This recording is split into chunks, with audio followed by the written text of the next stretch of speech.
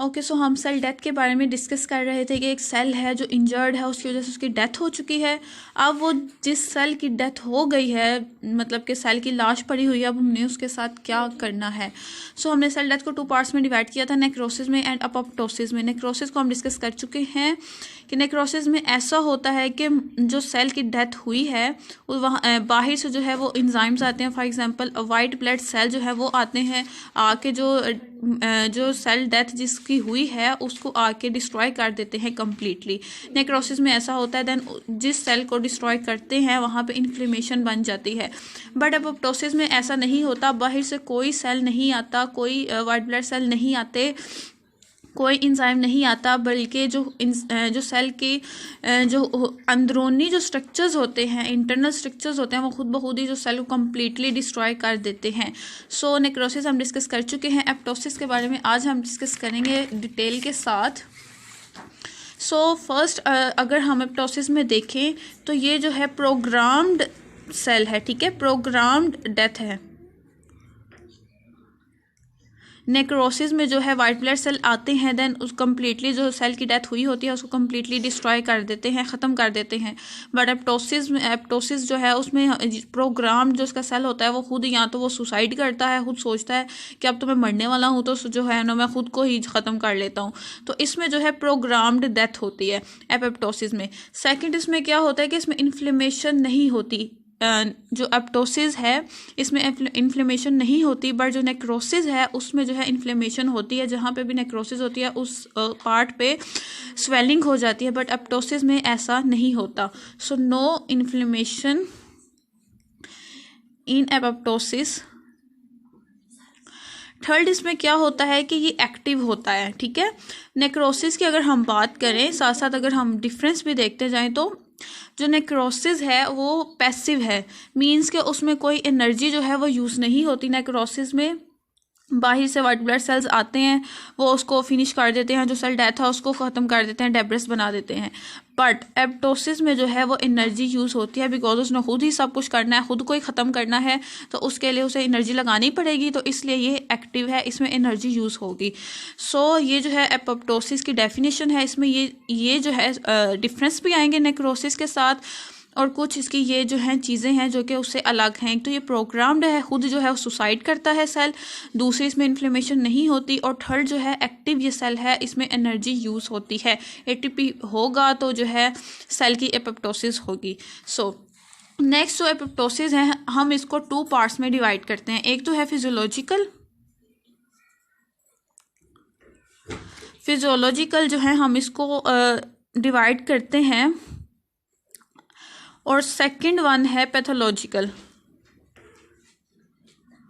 इन 2 parts में जो है हम एपोप्टोसिस को डिवाइड करते हैं। अच्छा, जहाँ भी फिजियोलॉजिकल का लफ्ज़ आ जाता है आपने ये समझ जाना कि वहाँ पे नॉर्मल सेल है, मीन कि वहाँ पे कोई डिसीज़ नहीं है, कोई अबनॉर्मेलिटी नहीं है, बॉडी के नॉर्मल फंक्शंस है। कुछ ऐसे हो जाता है कि सम टाइम ऐसे होता है कि जो सेल्स हैं उनकी काफ़ी ज़्यादा ग्रोथ हो जाती है, तो हमें जो है जो एक्स्ट्रा सेल्स हैं उनकी डेथ करवानी पड़ती है। तो उस कंडीशन में जो है फिजियोलॉजिकल एपोप्टोसिस होती है। इसमें कोई भी डिसीज़ वगैरह या अबनॉर्मेलिटी वगैरह नहीं होती, बॉडी के नॉर्मल फंक्शंस जो है वो चल रहे होते हैं। उस कंडीशन में अगर हमें किसी सेल की एपोप्टोसिस होती है तो वो नॉर्मल एपोप्टोसिस होगी। सो अगर हम उसकी एग्जांपल देखें फिजियोलॉजिकल में, तो अगर एम्ब्रियोजेनेसिस जब होती है, ठीक है, जब एम्ब्रियोजेनेसिस होती है तो उसमें फिजियोलॉजिकल एपोप्टोसिस होती है। कैसे होती है? जब जाइगोट जो है वो एम्ब्रियो में कन्वर्ट होता है।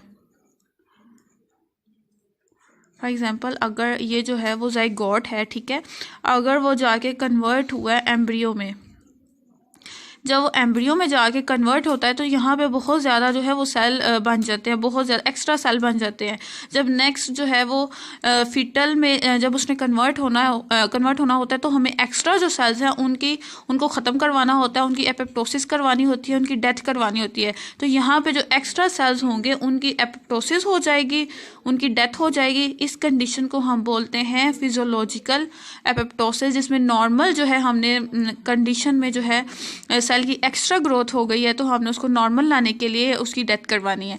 सेकंड, अगर जो है ना कुछ स्ट्रक्चर्स ऐसे होते हैं, टिश्यूज़ ऐसे होते हैं कि अगर उनका जो हार्मोन है डिपेंडेंट होते हैं हार्मोन पे, अगर उनको हार्मोन मिलेगा तो वो जो है वर्क करेंगे, अगर उनको हार्मोन नहीं मिलेगा तो वो वर्क नहीं करेंगे।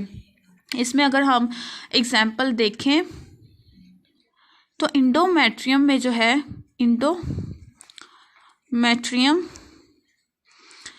इसमें जो है ना हार्मोन पे डिपेंडेंट होता है। अगर इसको हार्मोन नहीं मिलेगा तो जो इंडोमेट्रियम की वॉल है वो खुद ब खुद ही जो है वो ख़त्म होना स्टार्ट हो जाएगी, उनके सेल की डेथ होना स्टार्ट हो जाएगी। अगर आपको पता है कि इंडोमेट्रियम जो है वो यूट्रस की वॉल है, इंडो मीन होता है अंदर की, ठीक है, जो यूट्रस की अंदर की वॉल है उसको हम बोलते हैं इंडोमेट्रियम।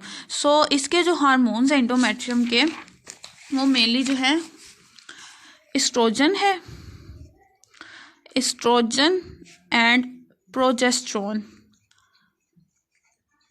ये मेन हार्मोन है इंडोमेट्रियम वॉल के।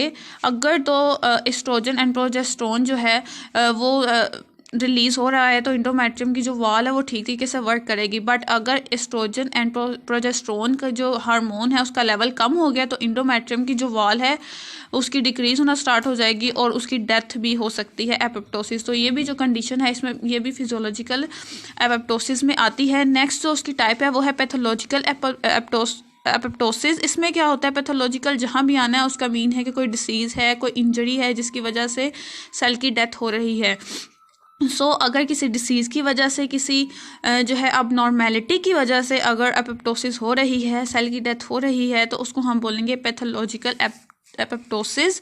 इसमें अगर हम एग्जाम्पल की बात करें तो अगर हम कीमियोथेरेपी करवाते हैं, जब रेडियोथेरेपी या फिर जब ये मोस्टली जो ना जिन कैंसर्स के जो पेशेंट होते हैं उनको ये करवाई जाती है केमियोथेरेपी मीन के मेडिसिन जो दी जाती है, केमिकल्स जो दिए जाते हैं, रेडियोथेरेपी एक्सरेज वगैरह जो किए जाते हैं उनको रेज दी जाती हैं। तो उसमें क्या होता है वो बहुत हाई रेज होती हैं, तो वो एक तो कैंसर सेल्स होते हैं, उनके अलावा जो नॉर्मल सेल्स हैं उनको काफ़ी ज़्यादा वो डैमेज कर देती हैं और उनकी डेथ कर देती हैं। तो उस कंडीशन में जो है हम बॉडी खुद नहीं कर रही बल्कि बाहर से रेज आ रही हैं जिसकी वजह से सेल की डेथ हो रही है, उस कंडीशन को हम बोलेंगे पैथोलॉजिकल एपोप्टोसिस। ये तो उसकी जो है टाइप्स थी। अब मैकेनिज़्म क्या है एपोप्टोसिस का, कि कैसा मैकेनिज़्म होता है कि एपोप्टोसिस होती है, सेल का जो डेथ है वो होती है। इसमें मेनली 2 स्टेप्स हैं, एक है इनिशिएशन और सेकंड वन है एग्जीक्यूशन। इनिशिएशन में वो जो है इनिशिएट होगा कैसे, मतलब कि सेल की डेथ जो है वो स्टार्ट होगी, इसमें ये आएगा। एग्जीक्यूशन में मीन के वो एंड कैसे होगा। अब जो इनिशिएशन है ना इसकी आगे से 2 जो है ना पार्ट्स हैं, एक है इंट्रिंसिक पाथवे एंड सेकंड है एक्सट्रिंसिक पाथवे। अगर एपोप्टोसिस जो है ना इनिशिएशन करवानी है हमने, अब 2 रास्ते हैं उसमें से, एक इंट्रिंसिक है मीन के अंदर होनी है सेल के, और एक है एक्सट्रिंसिक मतलब के बाहर होनी है। तो ये 2 पाथवे इनमें से कोई भी जो है वो सेल चूज़ कर सकता है, इंट्रिंसिक अकॉर्डिंग टू कंडीशन। इसके अलावा आपने ये बात भी याद रखनी है कि मेन जो एपोप्टोसिस जो है वो इनिशिएट जो एंजाइम करवाता है उसका नेम है कैस्पेस जो है ना, ये मेन एंजाइम है जो कि एपोप्टोसिस करवाता है। जहाँ भी कहीं अगर एपोप्टोसिस हो रही है तो ये जो एंजाइम है यही जो है एक्टिवेट होगा और यही एपोप्टोसिस करवाएगा। ये बहुत इंपॉर्टेंट बात है, इसको आपने जहन में रखना है कि जहाँ भी सेल में एपोप्टोसिस हो रही है वहाँ पे कैस्पेस एंजाइम है जो कि उसको इनिशिएट करवाता है, यही करवाता है इनिशिएट।